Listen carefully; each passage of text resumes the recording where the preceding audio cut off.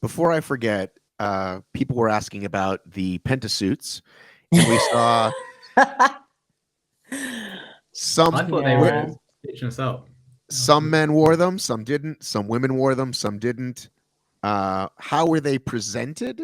Was it like, hey, we've got various sizes of these rad bluish UIPM branded things?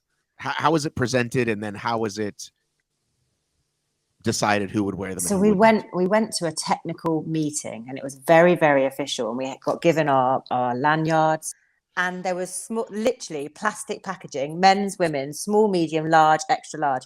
And I'd stayed up at dinner getting my most out of my all you can eat, and turned up late for the technical meeting, and there was only large and extra large left, and I'm like 55 kg and a size 8.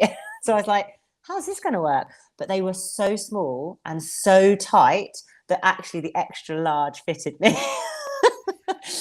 Were they made in China? Or France? I don't know. So we basically, what they said was in the meeting, they are mandatory unless you can't fit into it. So that gave everyone an excuse, basically. Yeah, but in fairness, we wore them because the pentathletes are racing, right? They were taking on our sport. They were doing something completely new. So why would we then say, I'm not wearing a pentasuit? I just felt like it was important. Very noble. I think we should clarify that. I think the female OCR athletes and ninja athletes were respectful, and they all wore and represented. The male athletes we didn't represent as well, unfortunately. So why didn't you wear yours, James?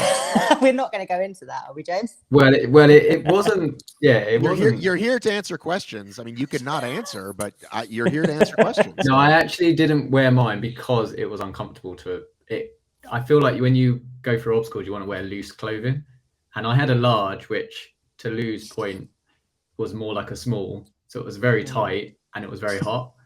I did try it and had a go in it in the warm up, and I was like, nah, I'll just go with what I usually wear. Right.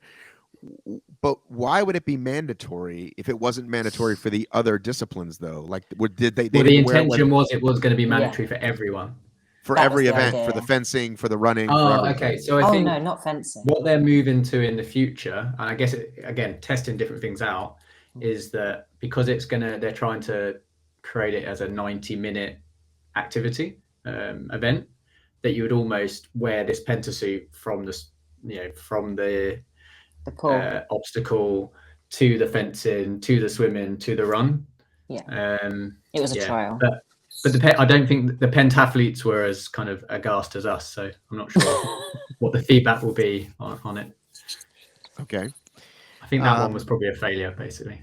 Okay, and that's. I've got my pentasuit though. I've kept it. I'm turning up to nuts at the weekend in it. Are you really?